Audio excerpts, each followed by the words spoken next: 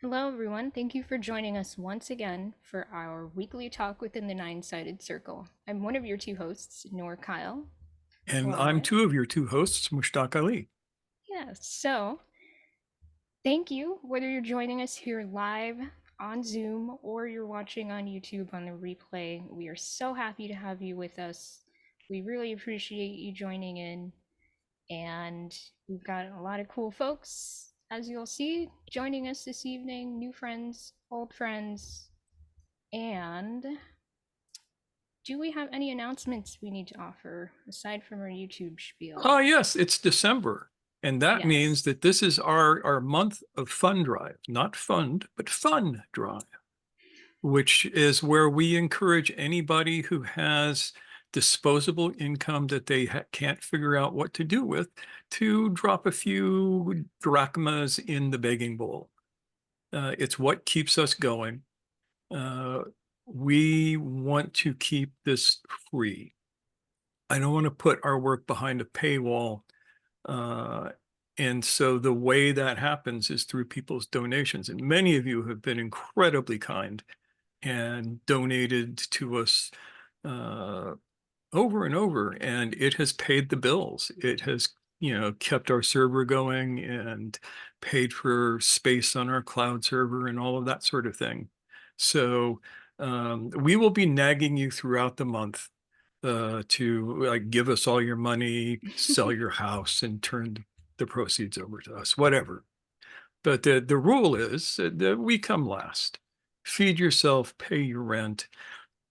If you have a little bit to spare, we would really appreciate it. Yeah. And the ways which you can do that, you can do it via our coffee account, via PayPal. If neither of those work for you, you can get in touch with us via email, and we may be able to work something out via Wise. So let us know, and thank you in advance for helping us out. It means a lot, especially at this time of year when we have our annual expenses coming up, as Mushtaq mentioned. So, other than that, you know the deal. This is YouTube, so it helps us out in that way if you can do the whole like comment, subscribe thing, engage with us in any of those ways, share our content elsewhere with your friends, with your enemies. All good. That works for us. So, have I left anything out? Probably, but who cares? I mean, that's the way it always is. Yeah. So, let's go on. Let's talk about what we're going to talk about tonight. What are we So, going to talk about tonight? as you will see, our topic this evening is extremely relevant to the greater moment we all find ourselves in. We are going to be talking about buffers. Now, this is a Gurdjieffian term, Sufi term, maybe it may be called the veils of deception, we could say. We could call it compartmentalization in modern, psychology speak, dissociation. We're going to We be can call delving it into, how to make sure that you never be bothered by your conscience. yeah, that's really the upshot of what we're talking about. So, let's delve into that, shall we? Let's. And there was silence. I thought you were delving. I can delve, but you should delve. See, everybody thinks that I'm the one who's leading the group, and they don't realize because I'm the one who does the talking oftentimes. But Nor is the actual brains behind this outfit. And if you think otherwise, you're silly. I do the ass kicking, She does the you ass know? kicking. Yeah, it's true. So, whose ass is getting kicked is always varied, but yeah, that tends to be my job. So, this is a difficult time where we often find ourselves caught up in our own contradictions.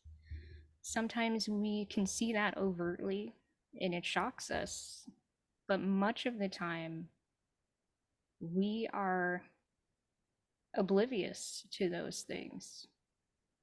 And Mr. Gurdjieff suggests that that oblivion, it has a mechanism to it. Mm-hmm. And he called the mechanism buffers.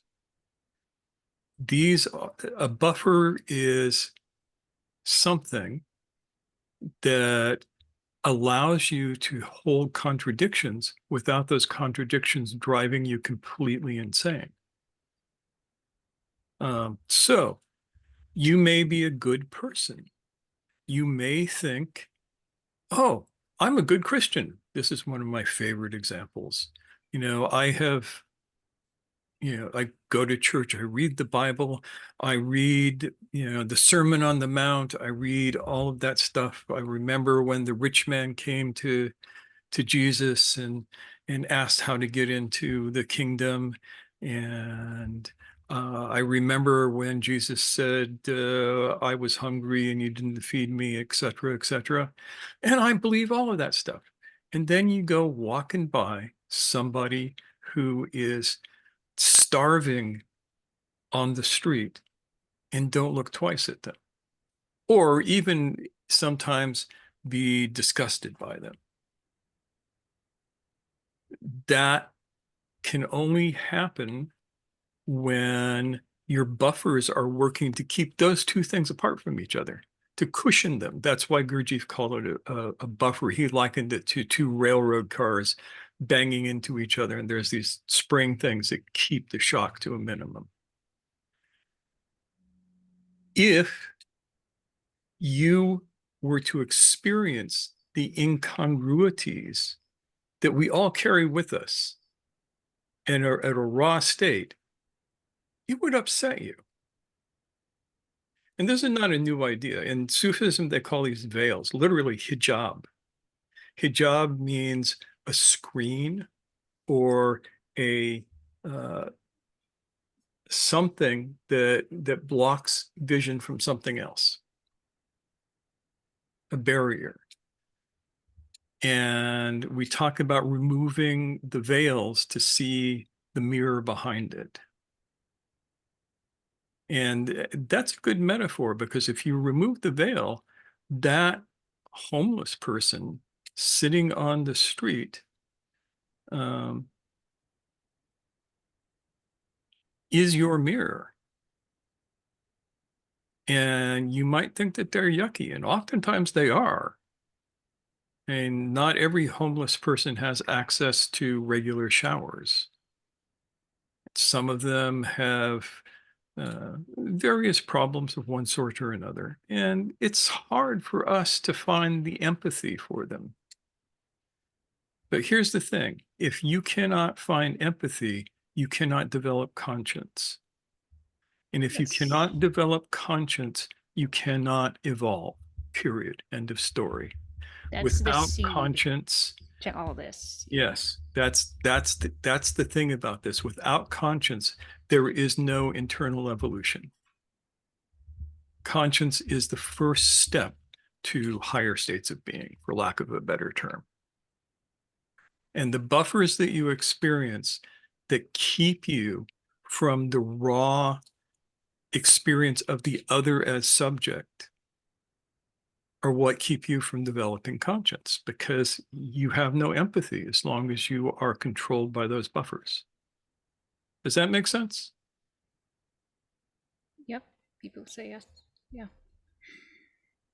And it has to be noted that, we've talked about how becoming, a human adult is the starting point to further development, psycho-spiritually, all that stuff. It starts there. Without that, you have no real foundation to build upon. And empathy is part of that foundation. Conscience, being able to see the other as subject. And given how hard that has been for many of us and for many of our peers, family, friends, it's shocking to witness in that way how few adults there are in a room at any given time.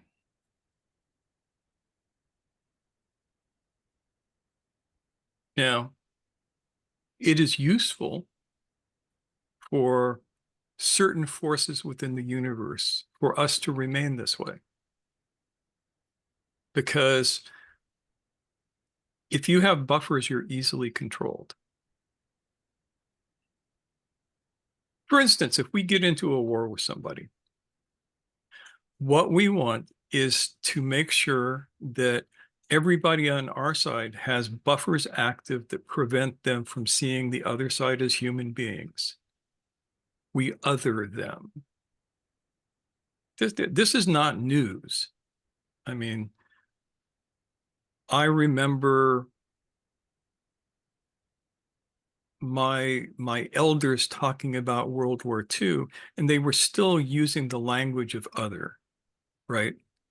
Most of my family still referred to Germans as Krauts, which was a pejorative back in the day, referring to German people. I haven't heard it used in years, but it's what you call the enemy. The enemy was the Krauts and the Nips. Nips short for Nipponese, which is Japanese. And we use those terms to make the other less than human.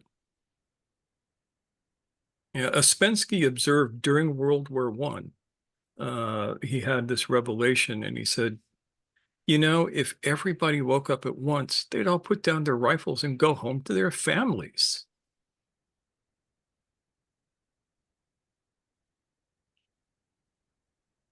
But the dark side of the force likes us to not be able to do that.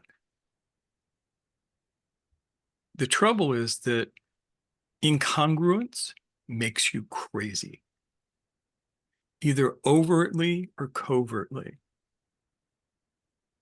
If you are at heart a good person and you espouse certain values in the world, and you don't live those values because your buffers keep you from seeing the people around you and the events around you from a human perspective, it will drive you slowly insane. And we suffer from that all the time. Yeah, this goes beyond mere cognitive dissonance, doesn't it? Yeah. This is like the soul pain of contradiction.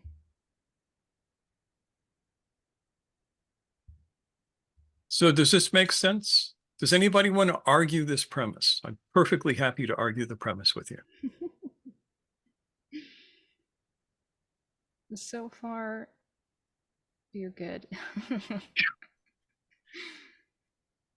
It's just because you argue something doesn't mean you're going to win. So. I don't want to argue the premise, but I'm wondering if you're going to speak to our current condition, not only of the multiple genocides happening right now, the multiple wars, the climate crisis, all the things that we could name around the globe, but also the fact that most of us live within systems under global capitalism where we are always acting against our conscience because of systemic issues, right? I am using a machine right now to speak to you that has a very high environmental cost, a very high toll on humanity, a very high toll on great apes, all the whole cascade, right? And yet here we are speaking about developing conscience and having empathy. And yes, I have all those things. And I sit here in the knowledge that I participate in systems of harm. Yeah, so then what are our choices?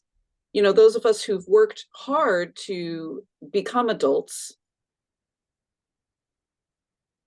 what do we do in this situation? And I don't expect a clear answer, but I'd like some more thoughts about that if you have them. Oh, I have them.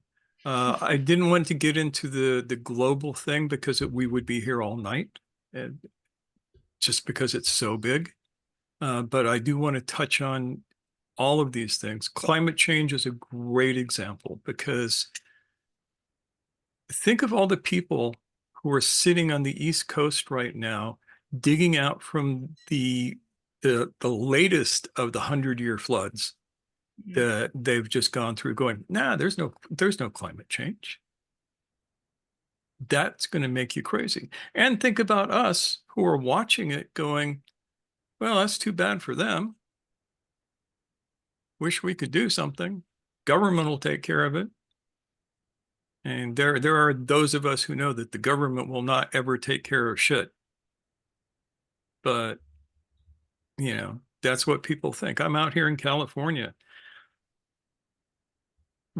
I look at that and I go, I'm glad I'm not back there. I used to be back there and I'm glad I'm not back there anymore. But there is part of me that does not want to look at the incredible human toll that this is taking every damn day, and how little that we're willing to do about it. And that's just that as a can of worms.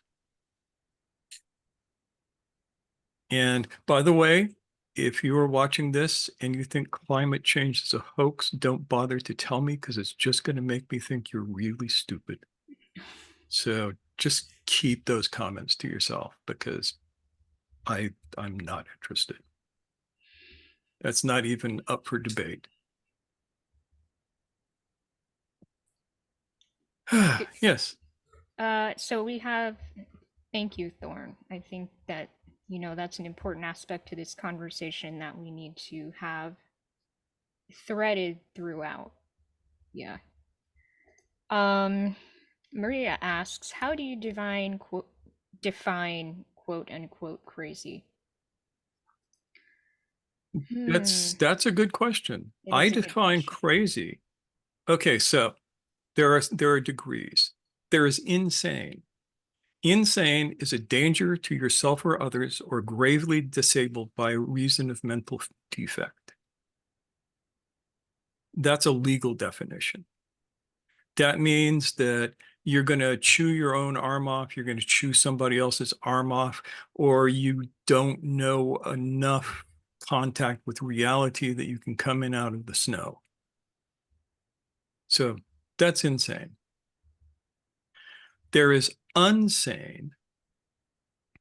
Unsane is a term coined by Alfred Korzybski, who founded General Semantics. And he defined unsane as somebody who is not clinically insane, but internally deranged enough that they make weird choices and assumptions about the world. Like, we don't need to worry about global warming. That's an unsane point of view. We don't need to worry about the war in the Middle East. It doesn't affect us. That's an unsane point of view. We don't need to worry about Russia trying to take over Ukraine and murdering people every damn day. That's an unsane point of view. And crazy is just like one level up from unsane. You can function in the world, but you are out of touch with actual reality. That's how I define crazy. Does that make any kind of sense?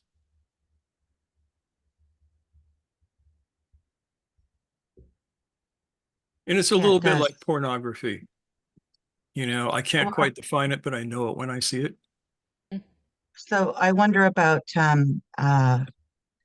you know, certain spiritual types who are very, Zen, and there's no right, there's no wrong, and have sort of a very neutral moral position.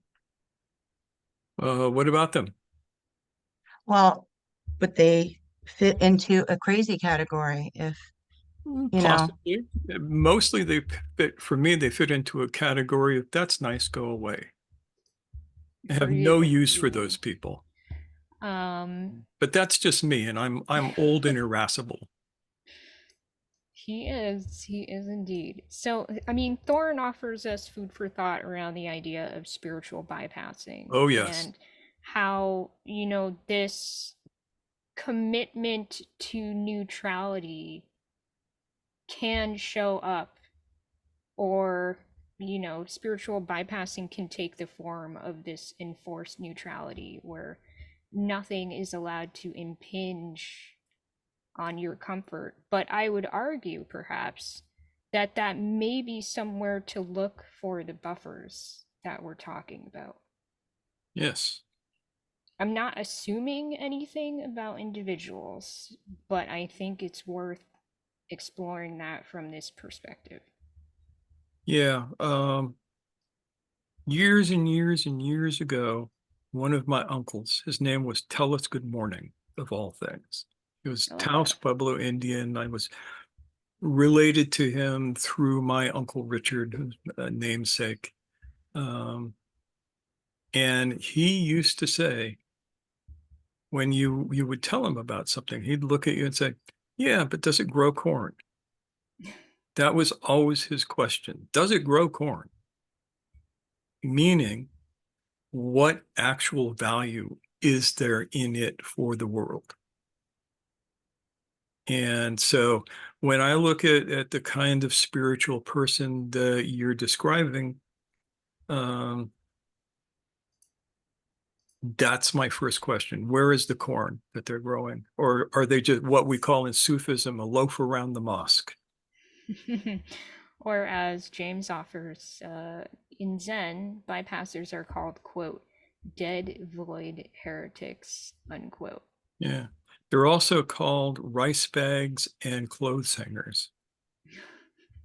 But So, we must not pick on them too yes, much I because, mean, like I said, it really, the individual is going to have to examine that, yeah. because we on the outside looking in cannot necessarily,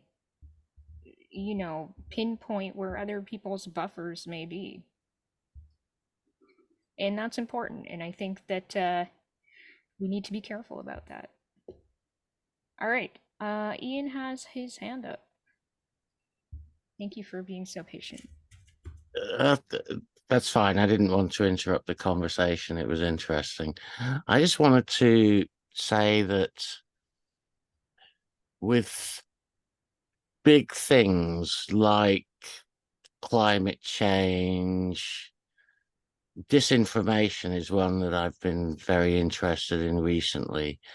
I just wonder if you have any thoughts on what small groups like this might possibly be able to do. And I know that's probably too broad a question in any. Well, actually, no. It's actually a great question. I just want to make sure, Ian, uh, it's a great question. Do you have anything else you want to add before we answer? No, I mean, that's basically what I was going to say, and I'm very interested in hearing what Mushtaq has to say about it. Small groups like this. Let me see. In this group, just this group right here, we have a musician who performs. What else do we have? We have somebody who trains people in physical fitness. We have a world-class author who writes books that carry these meanings in them. And we have, I mean, some of you, I don't even know what you do, but I know you do something important.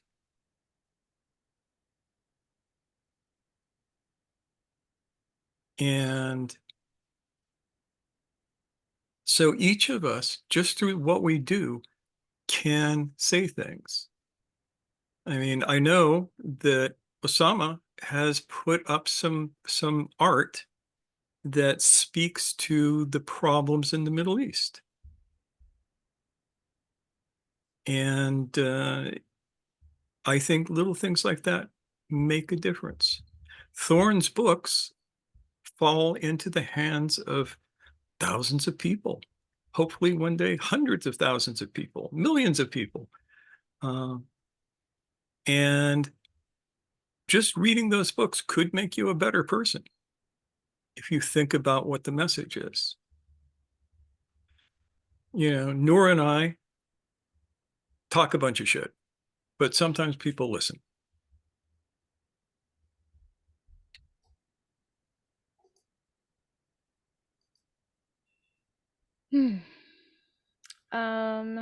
James says, I think the work can greatly assist in coping with eco-anxiety and liberate the capacity for practical action.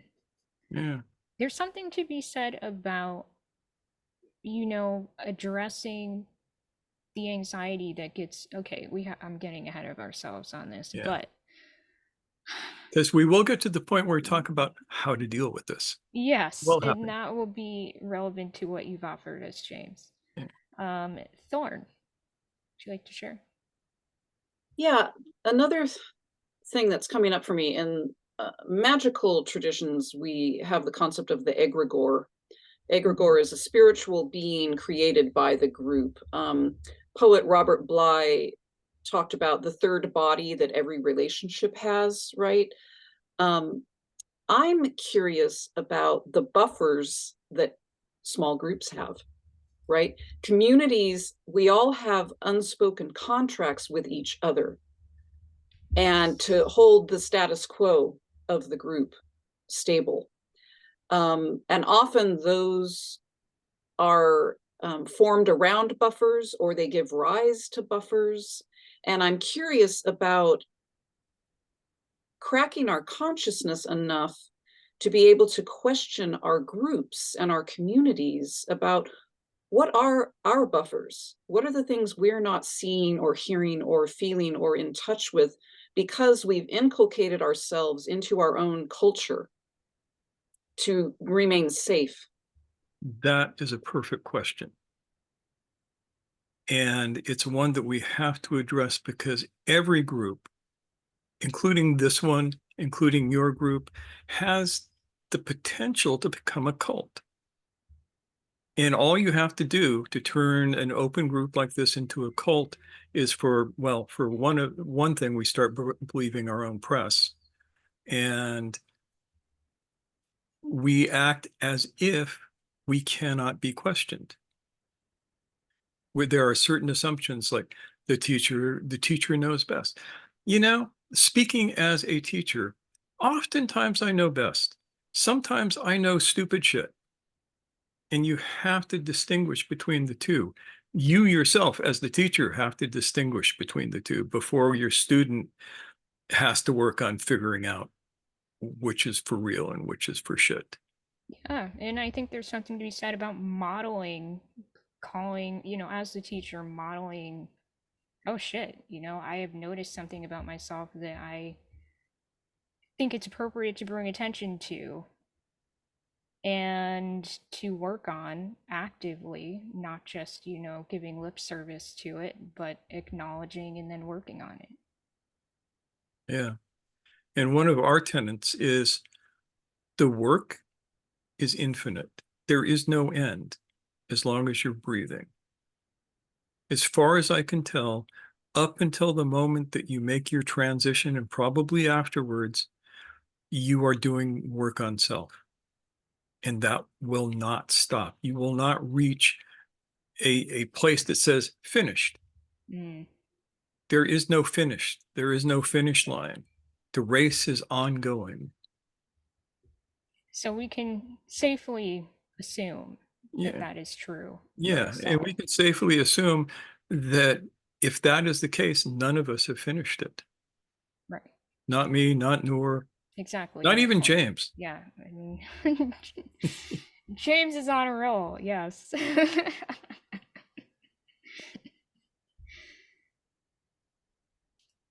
But the work is never done. And as far as the group is concerned, I mean, that means it's a collective endeavor. Yeah. And it means that all of us have to work hard enough on ourselves that we can hold each other accountable and aid each other in that accountability. Mhm. because you don't just go, Noor, you're an asshole. You did this asshole thing. You help process that kindly, gently, with empathy, as opposed to making a power play, for instance.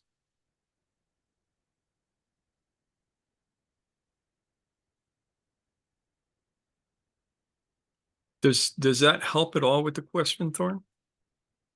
It does. It's just something I'm curious about because it's a cascade into every collective we're Yeah. part of. You know, Yeah. our friend groups, schools, you know, everything. Oh, not yeah. not just spiritual groups. We all have these unwritten contracts, and are we awake enough to question the contracts and make sure that the contracts are good contracts that are useful and not contracts that are going to cause harm in the long run to us or to others outside of our group, right? Yeah. Yeah. So And that's in waking up myself, I then need to become aware of my relationship, all of my relationships. Right. yeah, and that's something that recently, I mean, for Noor and I, has really come to the fore, because there are certain unconscious assumptions that people have made that will directly affect us. Like one person who assumes that if you have anything to say about Palestinians, you are anti-Semitic and anti-Israel. Just ran across that. If you criticize the present government of the state of Israel, you are anti-Semitic. And if you know me, you know that that does not go real well, because one is not equal to the other. Yeah, so we, that came up as an agreement that was challenged in terms of assumptions around, like, oh, a friend feels this particular way about this certain topic. And when that reality, when that assumption ended up not reflecting reality, it was certainly an opportunity to address the kinds of the degree of active participation, in the sense of, like, are we relating with each other as actual people, or are we relating to the assumptions that we have about each other? And that can be really destabilizing, shall we say. So how do you continue to hold space to work through that discomfort? That takes a high degree of maturity and a high degree of commitment. So it's not just accountability, it's also commitment to doing what is the healthiest and most supportive for all involved. And you can't go into that assuming you know what that will be.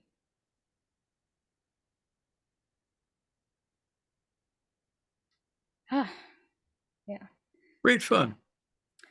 Naomi. Who has been sitting there so patiently.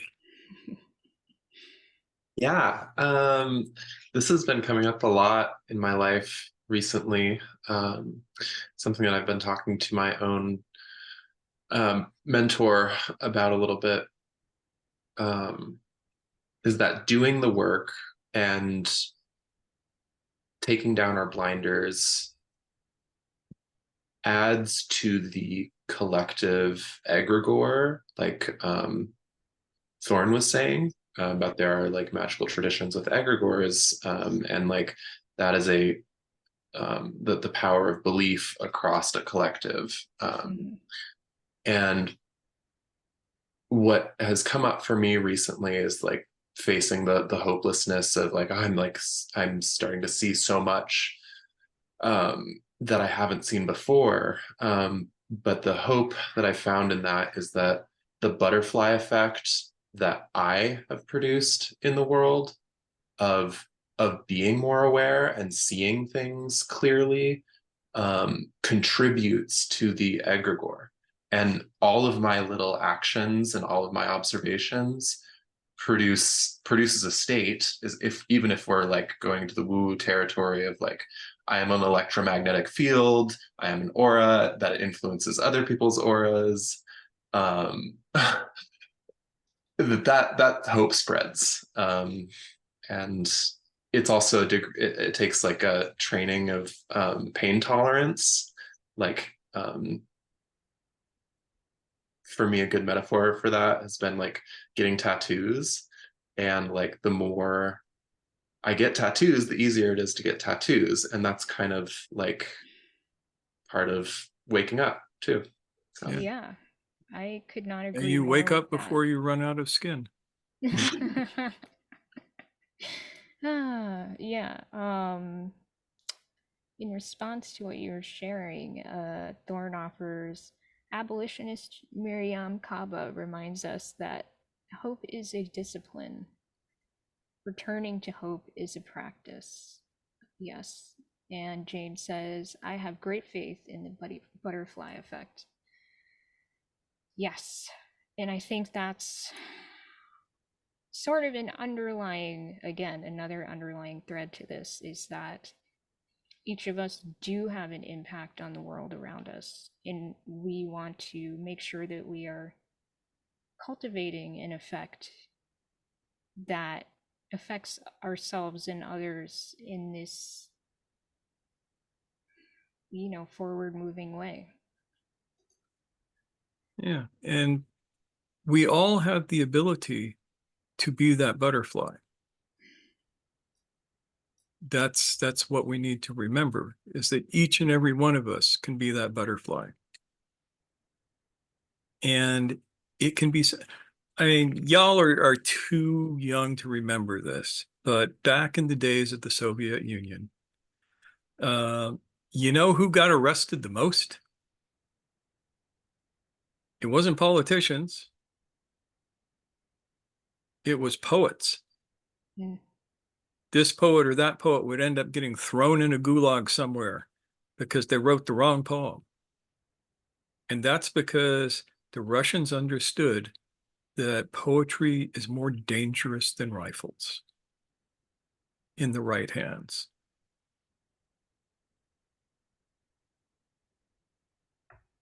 Yep. James has a thought. And then at that point, I want to make sure that we. Oh, Nancy as well. Yes. James and then Nancy. And then let's see if we can shift back to Yeah, what the hell to do about all of this? Yes. Yeah. Well, I sort of run on the assumption that someone who is tuned into their essence values, their conscience has a lot more capacity, and both in terms of skillful means and insight. But I think, without trying to make it sound melodramatic, a capacity for what might conventionally be called self-sacrifice. Their embodiment of their essence values gives them a strength to entertain lesser sacrifices than the average person might be able to. As well as the butterfly effect, the effect they have, the follow-on effect they have, be it in what they precisely do or their actions or just their general presence. I'm probably just going back over what everyone's already said. But yeah, they're more willing to sacrifice their comfort for their essence, perhaps, which I think has a real social consequence, particularly in consumer capitalism. Mm. Yeah, I mean, there's something to that as well, because I can speak to this. Sometimes acting on our deepest values, staying committed to those, puts us in a position to have to go against the grain and to not kind of, what's the word I'm looking for?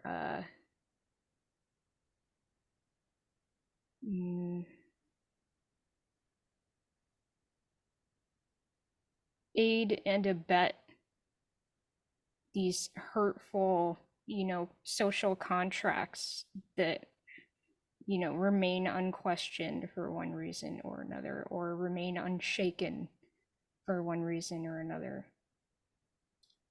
And in choosing to, let's say, tear up those contracts, we are giving up a degree of,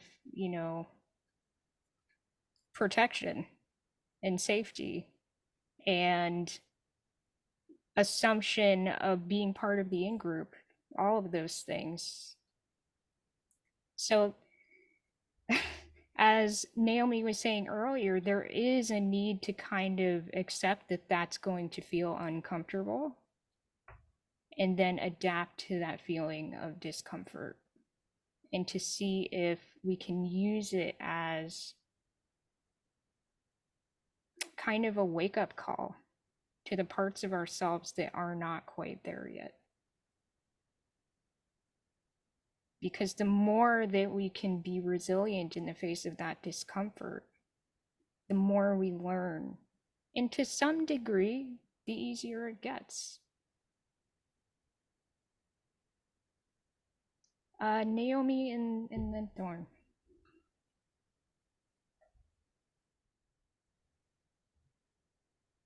Oh, Nancy, I am so sorry, Nancy. Yeah, Please, Nancy first. Nancy first. Yeah. Thank you. Yeah, just a thing that's been getting to me is, let's say the rights and wrongs of things are rather clearer for the war in Ukraine, and the current policy is sanctions that will hopefully weaken Russia enough that they can't prosecute the war. But this is actually also wrecking Russian infrastructure, which is going to impose a lot of suffering on, say, children who have no responsibility for this mess. And it just gets to me because it seems like there's no solution. Nope, there's all those unintended consequences. Yes. Yeah, and people have told me, well, it was the business of the Russian parents to protect their children by not letting their government get so bad. Yeah, it would be nice if we could all say that, but there are none of us who are in a position to criticize. I mean, we elected Trump, so we cannot say nothing anymore. Whatever moral Well, ground we had is right out the window. well, I governments don't get controlled by their people. That's kind of what a government is.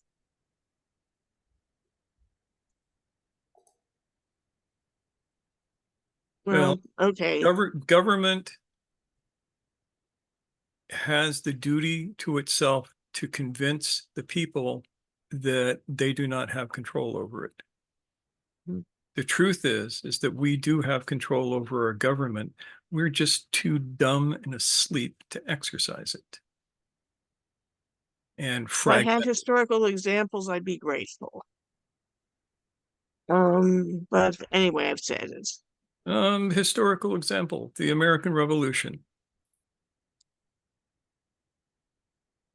I mean, it was a little while ago, Yeah. but just off the top of my head, and there are a few others. Mm-hmm. Magna Carta. Right.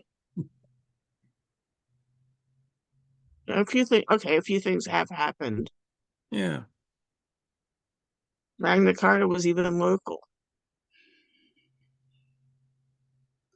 Yeah, so it does happen, not as often as we would like, and then we fall right back into the same problems. Mm-hmm. Yeah, remember after we won the American Revolution, there was a whole bunch of people who wanted to make George Washington king. Ah, yes. We lucked out. Yeah, we lucked out. Sort of. He didn't choose to be king. Yeah, he didn't choose to be king, which is a wonderful thing. Mm-hmm.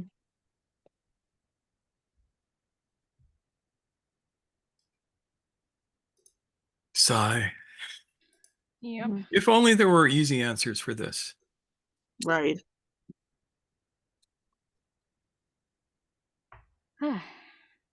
So, I mean, really, as Thorne says, and as the Sufis say, dying before we die is a big part of this dismantling buffers thing. Yep. So we have 2 more questions, and then let's get to how the hell do we do this? Otherwise, we'll be up all night. Yeah, Naomi. Yeah, I have always practiced that pain and the feeling of discomfort is the marker, or the like kind of the the marker that shows that I'm on the threshold of growth, kind of on that boundary of like how much dynamic change is happening in my life.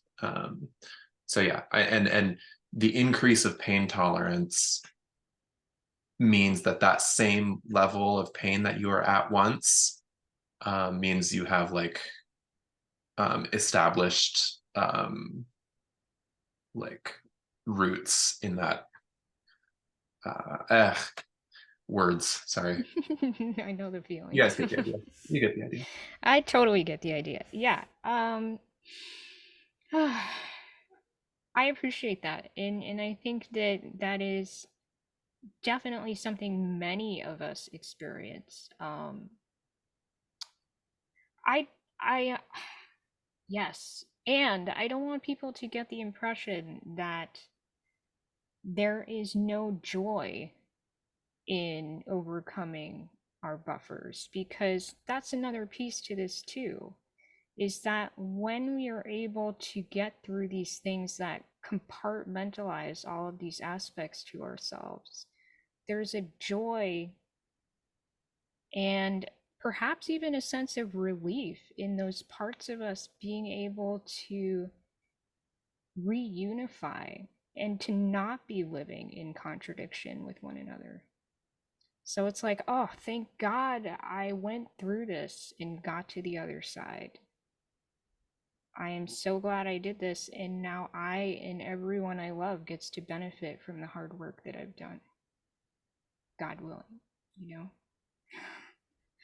So sometimes pain leads us to where we need to go. It shows us where the thresholds are, where we need to take action, perhaps.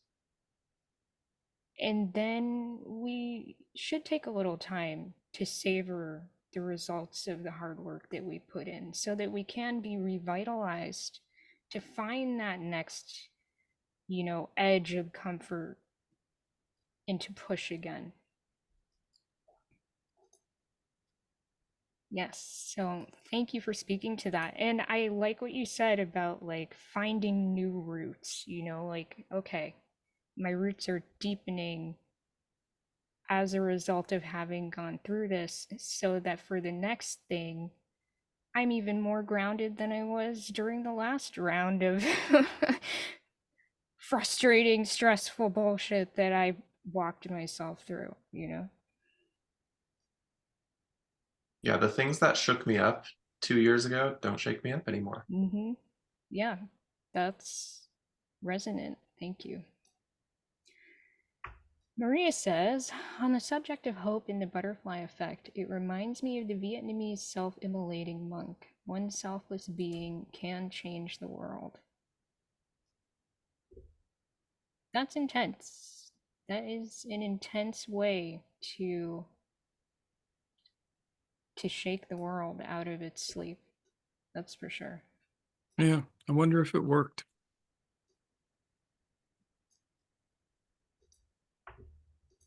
So, Thorne had a thought. I want to get to that. Yeah, my thought is again on the subject of discomfort, and I'm thinking of the, Gurdjieff's affirming, denying, and reconciling forces. And of course, Pythagorean harmonics, right? You play 2 notes at the same time, a third note arises. And I'm thinking of my own practice, and, I have a practice of every day I seek beauty and drink in beauty. And I'm thinking that I might be well served to return to an earlier practice of sitting with the yes and the no, the affirming and the denying. If I can sit in my sitting practice with the grief of the world and the beauty of the world, and not preference the grief or the beauty, what change might that work within me, and how might that affect my buffers?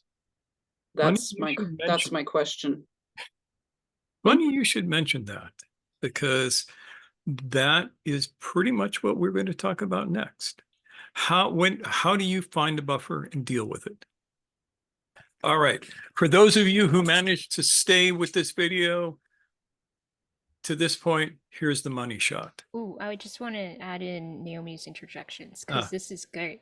Like, she says, you know, a greater breadth of empathy. Yes. Yes. Okay. Carry on. And a greater breadth of empathy. You can have both. Yeah. So, Mr. Gurdjieff prescribed self-observation as the cure for dealing with buffers, and it's a particular kind of self-observation. We will put up some links to our former talks on self-observation so you can get the basic practice down. But it works like this. You have a deeply held belief, for lack of a better word. You go within yourself and you observe the belief. You describe the belief. You observe how that belief wants to make you act in the world. And then you check and see if you have any contradiction. If you do, then you know there's a buffer between those two. So let's say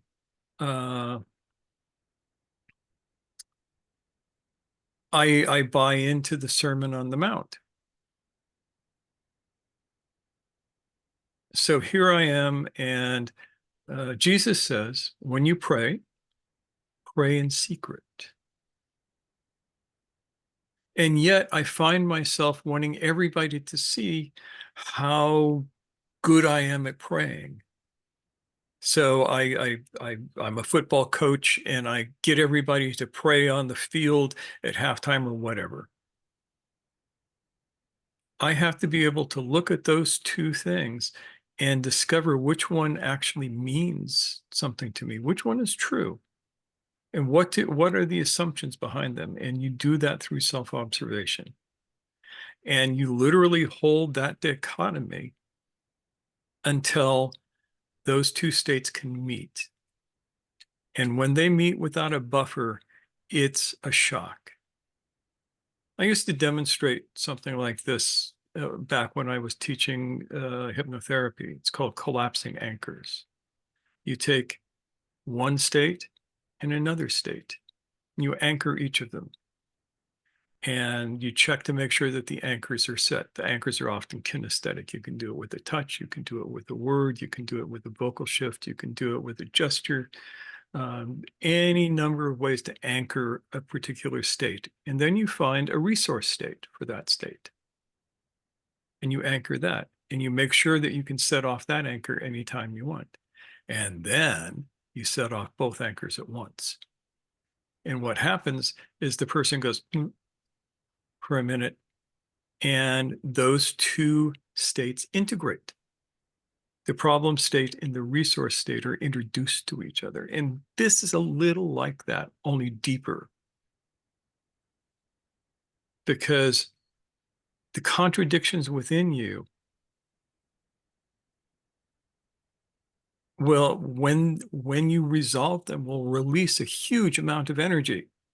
Not quite at the level of an atomic explosion, but close sometimes. And it hurts. Oftentimes it hurts a lot, because usually, and I speak from experience with this, it's painful to resolve the contradiction. can be extremely painful.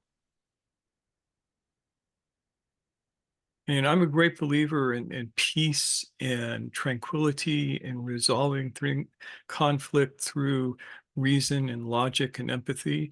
And I'm also a believer in beating the living shit out of somebody who crosses me.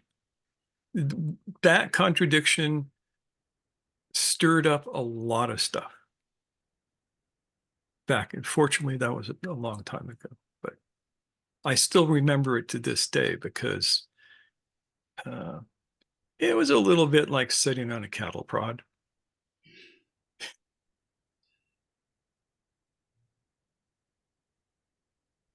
Okay, somebody has said something here. Yeah, we've got a couple Maria. different thoughts, one from Nancy and one from Maria. So Nancy says, regarding self-observation, keep self-observation honest. It's too easy to just have it be a self-attack. Yeah. Yeah, I actually... If it's an attack, it's not observation. Know that if you are being Right. mean to yourself, you are not doing self-observation. Self-observation is completely dispassionate. Yes. But yeah, that's a really good call that you have to remember that.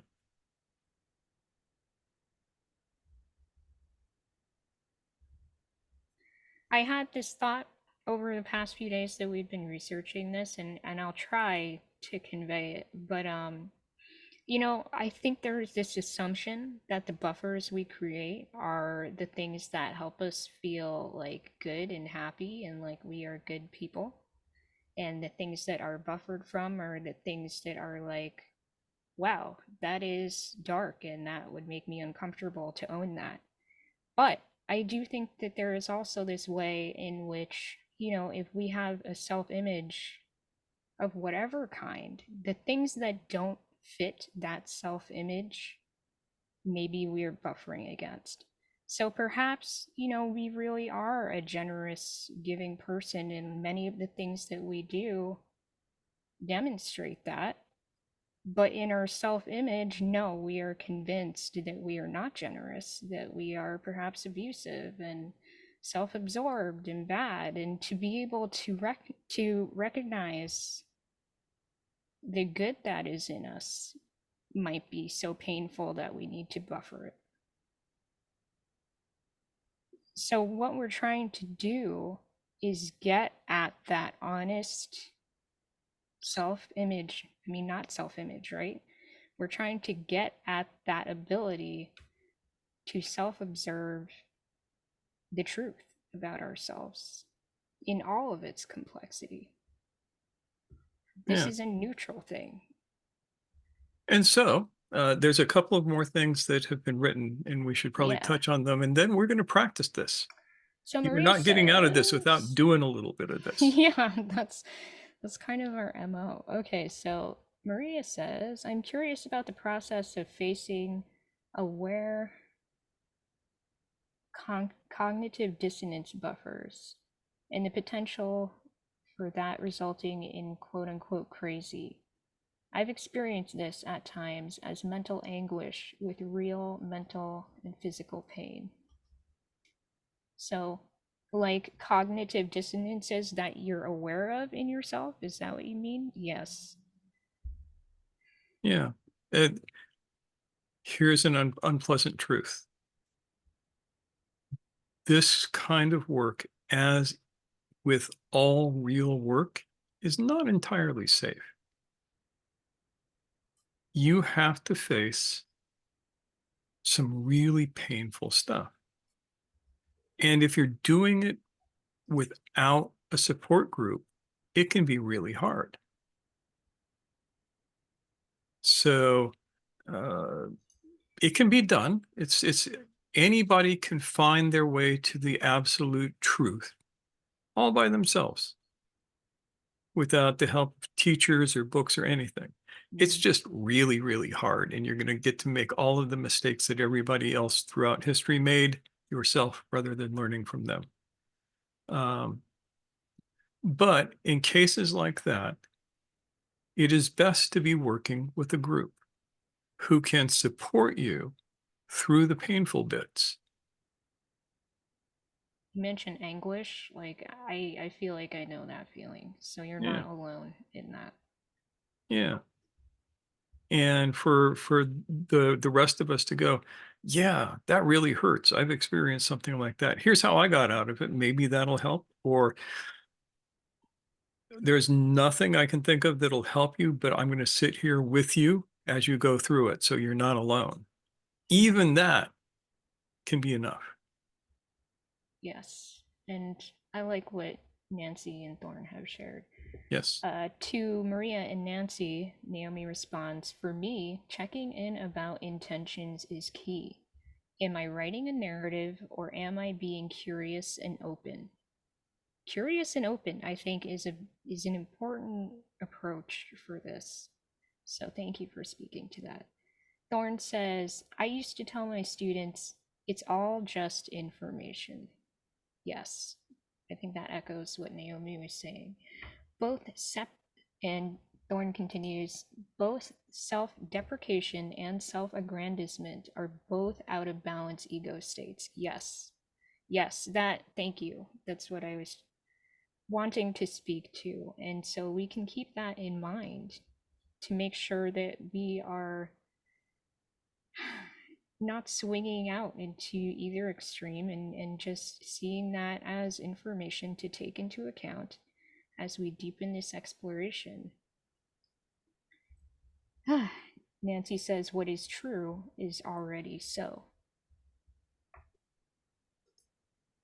I think that's fair to say, Nancy. Yeah, that's kind of axiomatic. Okay. So, shall we head into the practice? Yes. Workshop?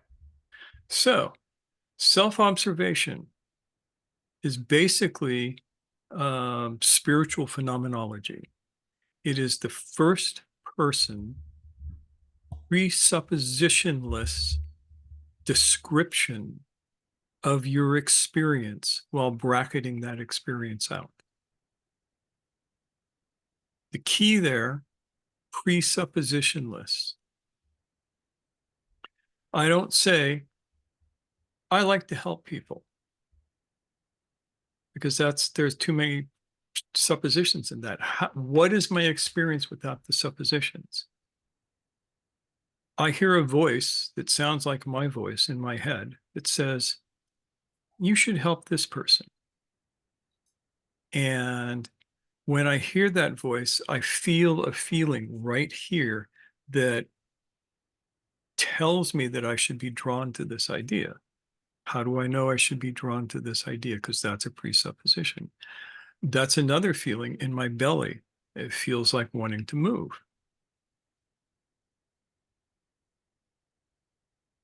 I can allow myself to act on that. And the truth of the matter is if I do, then I receive a good feeling within myself. And that good feeling is probably a dopamine release if I want to be scientific about it, but it just feels good to do it. And I have to wonder, can I do that without the dopamine? Can I do that without the good feeling? Can I help somebody without an internal reward? And then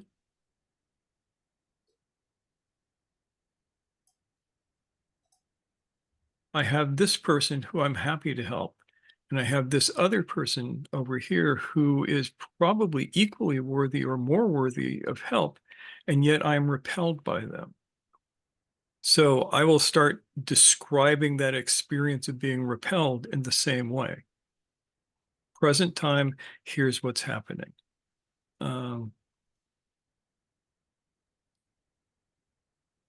And I will hold those two in mind until I can find a resolution, a synthesis, a higher level resolution to them where I can remove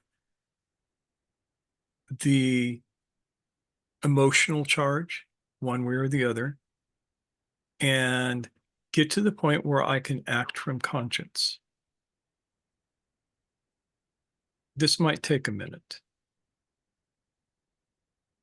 And it's easy to experience this. Down here, we have the old town that Noor and I occasionally go to, and we have one friend there. He's a street person. He is crippled from birth. Nice human being, interesting fellow. And I make a point of always helping him out. There's another guy right down the street from him who is your classic homeless dirtbag. He smells, he's dirty, he's stoned most of the time, and I am repelled from helping him. And yet, I don't remember being told that it's okay to help this one person and not the other. So that's something that I have had to work on to resolve.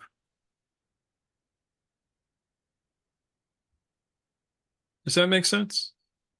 And this is the process by which I do it, confronting both of those and holding them in conscience and consciously at the same time. Because if I tell myself the truth, helping the disgusting guy with the barf on his shirt and laying there half stoned is probably in some ways maybe more meaningful than helping my friend who is always clean and always bright and lively and like that.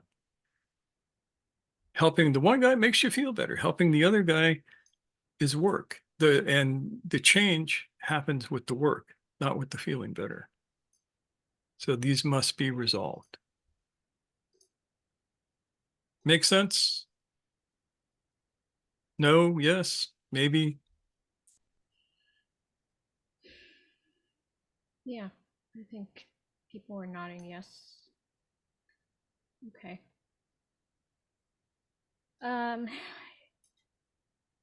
Maria has something to share. I will share in a moment. But one thing I wanted to touch on is that Mushtaq and I were discussing this week how in no small part, this is something that we sense in our bodies. You know, this is not just an intellectual exercise. This is something that we can tune into our physicality and feel. I feel some tension when I think of such and such scenario, exploring why that is and exploring why we feel certain ways when we do say, think certain things, and allowing that to, as Mushtaq was saying, kind of guide us to find those ways in which, you know, when I do this thing, it does feel good. It feels good inside my body to do this thing. When I do that thing, think, say, whatever, this thing, something about that rattles inside of me. Why is that? Why is it rattling inside of me? What is being pointed to there that I'm not looking at? And Yeah. so it does require some patience in being able to develop a sensitivity around that, around what does feel like it's not just about feeling good, right? That's a very vague thing to say, but that sense of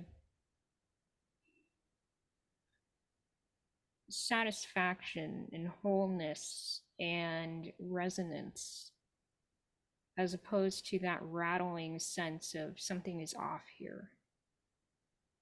And we can learn from those two feelings in our bodies.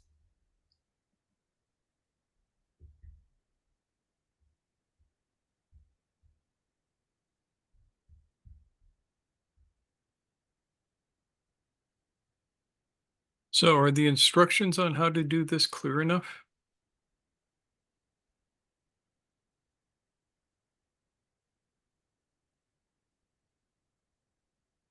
This is Any basic dialectic questions? stuff. Yes. Thesis, antithesis, synthesis. Ian says, not for me. This is not clear enough for you, Ian? Ian, Do you want to share more about that? Yeah, I'm not really sure why I'm finding it a little unclear because because at one level I actually really get it, but maybe it's just the examples you're using don't It resonate could well. be. So what example would you use? What in your life can you find that has opposing contradictions to it?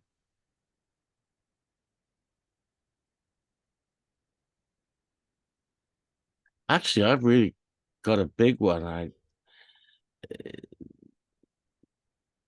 which is that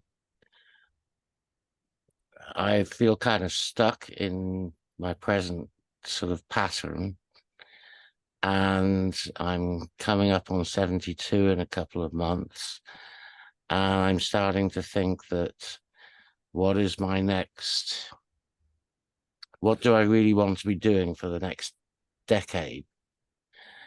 And so far I've got to, well, it's probably not what I'm doing now. Okay. But on the other hand, there are some practical reasons why disrupting what I'm doing now is going to be really very difficult. So I've got this conflict that I'm torn between, and I keep observing it. And I've got, at a first guess, I'd be surprised if I resolve it in less than 6 months. And having found you guys has actually been very helpful in getting me a start in thinking about that. But it's like that's the big conflict in my life right now. Okay. Well, I might be the one who can speak to it because you and I are close in age. We're like a year apart, something like that. And for me, I look at anything that holds me back as inertia. Because, yeah, 10 years, I might be able to make another 10 years. I might live another 10 years. I might not. I might live 20 years. Stranger things have happened, and I might not. So I must find within myself the place that feels the inertia of, oh, if I could keep everything exactly the same, I would be fine. Versus, I have to move if I am going to finish out this life on a high note. Yeah, my mother died at 82 and my dad at 92. And given today's medicine, fortunately, I have more health than I can reasonably expect, but it's not impossible that I could go beyond that. So I keep all these things in mind, but a decade is about as far as I want to think about it. Yeah, and that's good because a decade is imaginable. You know, when I was 20, you know, I couldn't imagine living for another 50 years. Now I am in the position of imagining, can I live another 10 years? And for me, facing that, finding it, there is the part of me that just wants to go, okay, this is enough. I can just kick back and live my life for as long as I live and I don't have to worry about it. Versus the part of me that says, you have to keep doing the work for as long as you can. Don't stop. And that's for me, that's my dichotomy. Ease and comfort, discomfort and growth.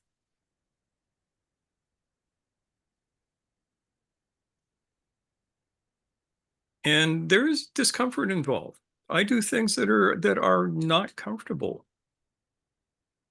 You know, I do a lot of endurance training. Endurance training was hard when I was 30. At 70, it became a lot harder. walking and running.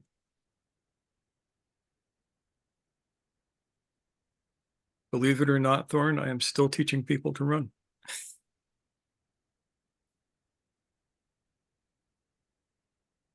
So I don't know if that helps any in how to hone in on what you might want to work on as your first dichotomy. I think it's something that I just have to keep in mind. I mean, this is something that started to happen 4 to 6 months ago. I don't remember a precise time. And as I said, I'd be surprised if I resolve it in less than 6 months. So I'm prepared to be very patient about it. But I think that maybe it's an interesting example of what about this exercise might really be a good focus for me, because I'm very it's a great example for that. On it. Because everybody's going to be different. What you need, what I need, what Naomi needs, what James needs, all going to be different. Yeah, with this one, I'm very motivated. Yeah, good. It's a good sign. That helps. is the thing. If you remain motivated, you'll get somewhere. Yeah, I have a lot of faith that quote the universe unquote tends to provide its answers when I'm ready for them. I've had that happen many times in the past. So yeah, I'm so optimistic. good. Then so am I. And as with everybody else, you're not alone. You know, as I like to say, we're all bozos on this bus. An oldie but a goodie there. Yep. Yep. Thanks, Ian. Thanks for sharing. Yeah, so I want to bring forward Maria's quote, and then I want to check in with people we haven't heard much from. But before we do that, I got to finish my instruction. Oh, yes. Okay. Sorry about that. Onward. Yeah. So just to finish the instruction, look at the long form videos we've done on self-observation to help sharpen your technique for it. Then find your dichotomies. Find the places where you have an incongruence and face them using self-observation. See how each of these is brought up. What brings up the one state? What brings up the contradictory state? What triggers them? Observe them and allow them to meet each other gently. You know, it's like introducing two dogs at a dog park. I'm laughing because earlier today we were listening to something to that effect. So yeah, because you know you get and you're holding back on the leash. But if you take your time and let them sniff each other and get a little bit closer, keep a little bit of control, but let them experience each other, eventually they become friends and they play. So that's kind of what we want. That's all I have to say on this. Do your self-observation. Observe the dichotomies. Confront your own incongruities. Know that they are there and look at them. And let the feeling into them be, these are data points. You don't have to make judgments about what you're observing. Yeah, if you're being mean to yourself, you're doing it wrong. Yeah. So then come here, I'll be mean to you and you don't have to be mean to yourself. You're doing it wrong. There you go. You can look forward to that. All right.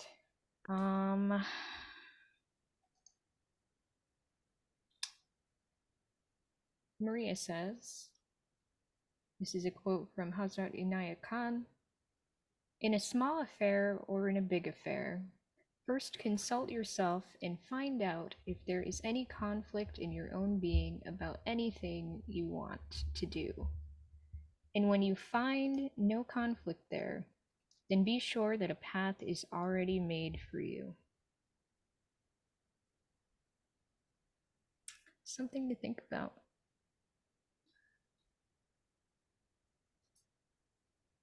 Thanks, Maria. Yeah. All right, so I want to touch base with people who have not had the opportunity to speak yet. Go for it. Ferret Ferret them out. I'm ferreting you out. Osama, I'm ferreting you out.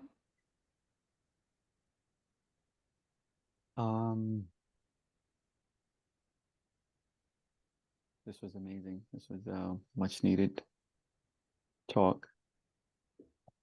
A thought that comes to mind is, so to what level, how does the barrier, how does the veil or the unveiling, if you will, and the magnitude of action engage with each other? So, for example, like climate change, right? That was like one of the topics that we're speaking about earlier. To say that's something that I believe I should be doing something about, and then I find out that the laptop that I'm using, the processor in the laptop that I'm using, comes from this part of Africa. The laptop itself is in a sweatshop, whatever, in China or whatnot. Mm-hmm. And I'm over here writing an article about climate change. And I think this is what Thorne was talking about. Yeah, and now, it's a real thing. Now, to what level? Now, here, this is the thing that comes to mind for me is, okay, the veil is lifted. And I know there's some kind of voice within me that says, I probably will not use the laptop. Like, I will probably still continue using the laptop, even though I know that that's how it was created. Or I probably will still drive my car, even if it's gas or electric.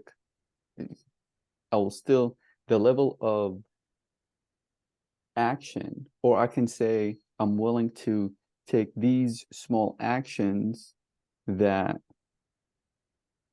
can give me some kind of, pat on the back, and but to say that, okay, I'm not gonna engage in the system, I probably know I will not go that far. Now, this example, this can be, that's just an example, and that can go into multiple, multiple areas that on an individual level that I can start to say, I know I can go all the way down there, but I probably will not go all the way down. So how does the magnitude of action and the acknowledgement of the veil or barrier, what is that engagement between them two? This what is the tricky. correlation? And this is an incredibly important question. Because it's difficult. I mean, for me, I made a decision. I gave up driving in 2004. I have not owned a car, not driven a car since then. Basically because it was like the one thing that I can do to cut down on pollution and the exploitation of the environment for car building. I still need to get around, so I take public transportation. I walk. Used to ride my bike more, but this is not a good bike riding area. You take your life in your hands, so I'm a little bit more hesitant with that.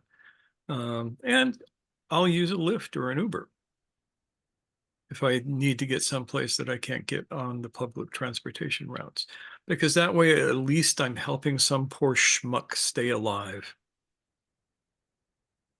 who needs some work. So that's a trade-off for me. And it's one that I was willing to do, and I have not regretted it hardly ever. Every now and again, but hardly ever. So it's a choice made with the blinders off. Yeah. At the same time, I feel like I need my computer. I know where all of these parts come from. I know where the lithium for the batteries in my UPS come from. I know where the parts are made. I try and buy the best parts I can, but you can't always get it. So I make sure that I advocate for humane treatment of workers. And so there are some chips that I won't buy because I know they're built in sweatshops.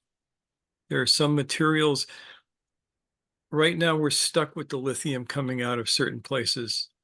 But at least I can put some of my resources into advocating for the people who are digging this stuff out of the ground by hand with shovels for a slightly better life.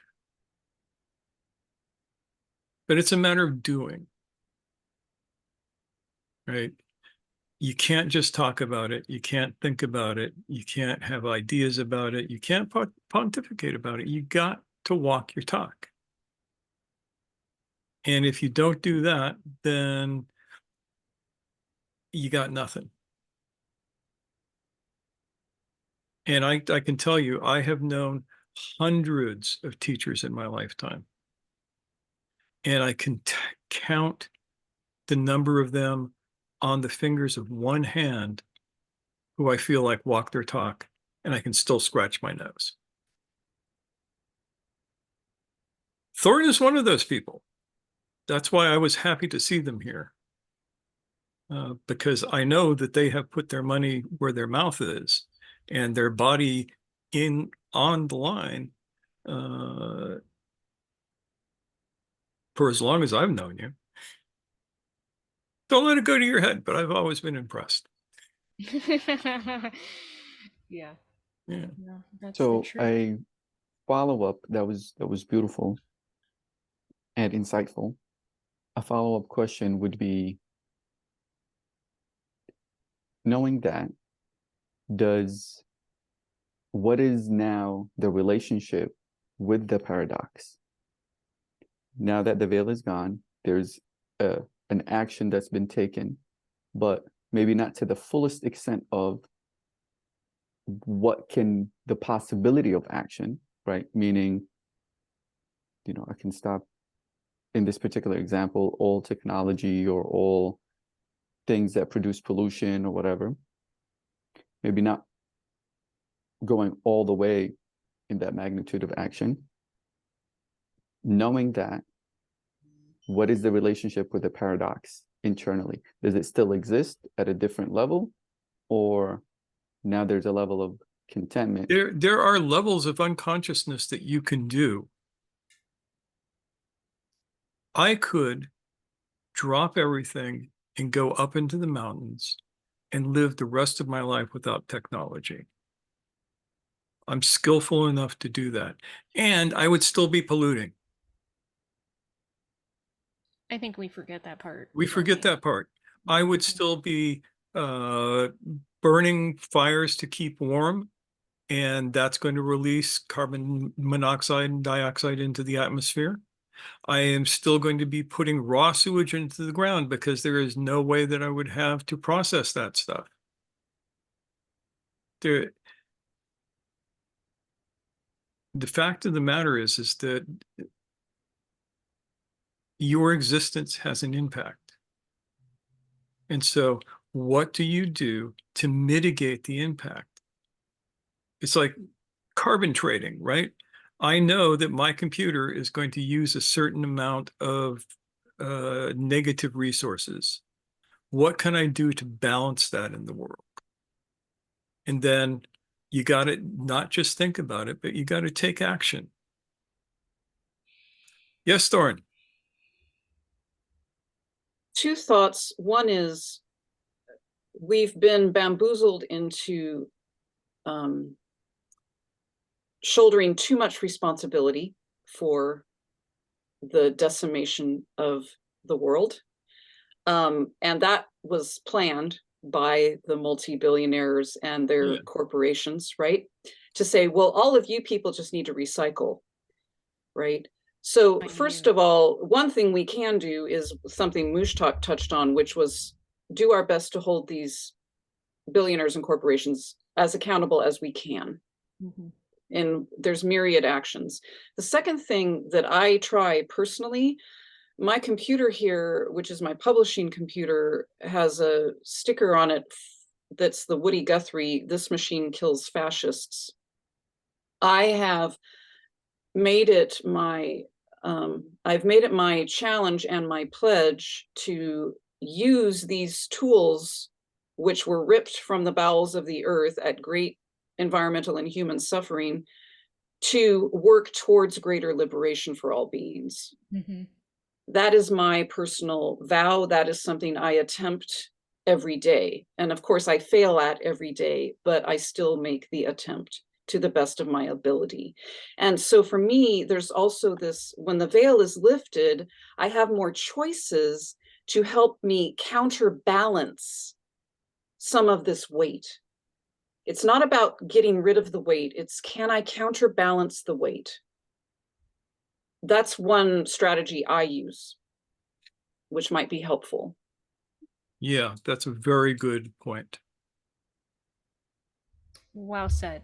Thank you. You put words to something that was coming up for me around, you know, using the tools that we have in front of us to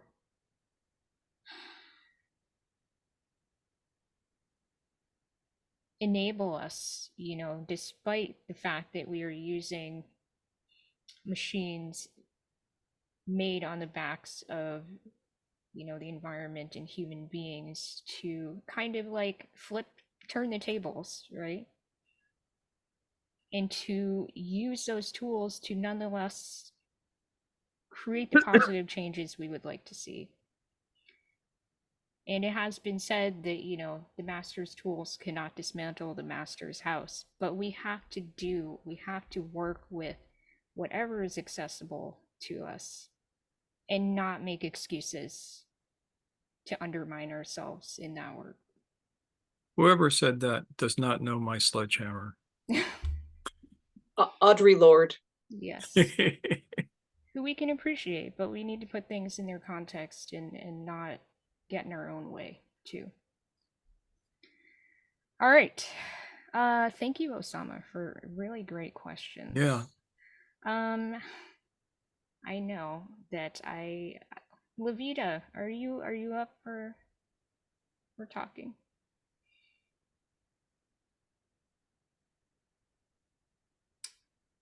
We will give Levita a moment. Brian, what's on your mind?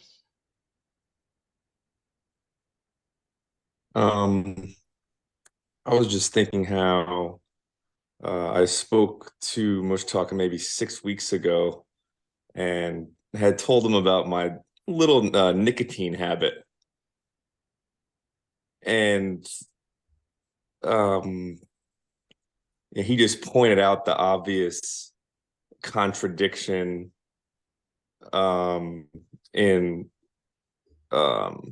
that plays with, you know, what I am trying to represent to people that I work with, and how it's not, it doesn't really fit with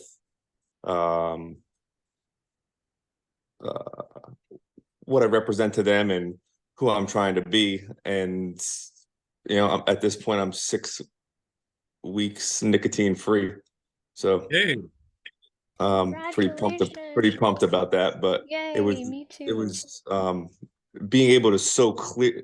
I can't remember exactly what he had said, but just so clearly pointing out that contradiction, and talking the talk with this particular thing, walking the walk, and it just dropped from my desires. So pumped about that.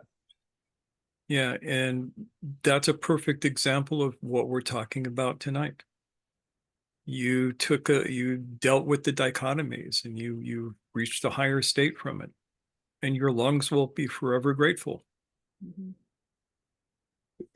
Amazing. Yeah, Brian. my mouth. Yeah, it's so true. Yes. Yay. Aw. I mean, that's awesome, Naomi. I'm glad that we can all support both of you. And yeah, if you want to, I don't want to share that if that's private, Naomi, but okay, Naomi says 3 months nicotine free and sober here. Solidarity, Brian. Hardest shit I ever did in my life. That's awesome, you guys. You guys are amazing. Yeah. That's okay, Ian. We are with you. We like you anyway. Yes. Yeah. But quit smoking, man. All right, Yusuf, do you have... Yeah, Naomi, sure. One thing that really stuck with me that helped me quit was just for Ian. Every addict is a frustrated mystic. I'll just let that sit. That's one of the deeper truths there. Yeah, I'm what, 35 years free of tobacco. Yay. And it was the hardest thing I ever did. I have detoxed people from heroin, and they had less of a hard time than I had quitting smoking. Yeah. Not only is nicotine incredibly addictive, but it didn't have the social stigma. So it was okay, especially when I was young, it was okay to smoke. That's how you get your smoke breaks. Yeah. Yep. But you can't be an addict and awake at the same time. They are mutually exclusive. There's a dichotomy for you. Yep. All right. Yusuf, what about you? What are your thoughts that you're chewing on? Yeah. Buffers. We have lots of them. And we are also very talented to build up new ones. Yeah. So it's also very tricky to dealing with one buffer and trying not to build a new one instead of it. So it can be easily done. I can give an example right now, but I understand that it is very likely to tell myself that I'm dealing with that buffer. But instead of that, I can choose a new one, because buffers feel comfortable and normal. And when it feels normal, it is so much difficult to find out that there is a buffer there. So yeah. Yeah. Yeah. And that's an important point. I appreciate your chuckling about it, because that is so real, and we are all struggling with the very same things, and to just kind of acknowledge that and have a little bit of a laugh at ourselves for our ability to squirm around seeing the truth inside of ourselves. We're all such works in progress.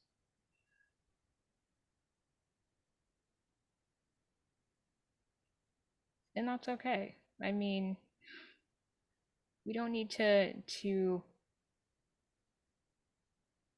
get complacent about it. It's not that kind of okay. It's the okay that says, hey, you know, this is a long road. Yeah. Thanks, Yusuf. All right, so I will not put anyone else on the spot this evening, but I really appreciate all of you sharing. And James, do you have a last thought before we wrap up? Just following on what you just said, if you're trying to deal with your conditioning and you add compulsive guilt to it and self-condemnation, I mean, how hard do you want to make it for yourself? And you're going to cut off your own resources as well. Yeah. Because if you loathe yourself, you're also subtly excluding aspects of yourself from your own perception. Mm-hmm. You're sort of putting a barrier against your own internal experience. Instead of the practical realization, we are prone to mechanical sleep. That's a practical fact of the Homo sapiens. And instead of excoriating yourself, you just try and work out the shape of your own sleep and deal with it. And no sort of mea culpa, I'm bad stuff. It just never feel guilty for being a human being, but do take responsibility for it. Amen, my dude. Yeah, so that's all I got to say. Props from Thorn. I'm done. Yes. Mic drop. Yeah. So, thank you to you all. And you know, this is I feel like we have touched on, you know, not merely just the surface of this, but I think we all know that this goes so much deeper than we can talk about in, you know, an hour or two. And so if you have questions, that's what the comment section is below, yeah. or you can come on over to the Nine-Sided Circle forum and ask us questions there and get more long form answers. Yeah, and Mushtak and I do offer one-on-ones, and you can find more about that by emailing us, or And if you're a hard case, we offer checking out the two-on-ones. forum. Yes. Yep, some of you have availed yourselves of that opportunity, and it's often a lot of fun. All right. Thanks everybody. Are we on Brady Bunch mode? We are on Brady Bunch mode, so it's time to shut down the camera. Yeah, so then we can talk about you behind your backs. The secrets behind the scenes. Yeah. So I like to have us wave to each other and wave to everybody folks. who's watching on the replay, and we will see you next week. Take care. Bye.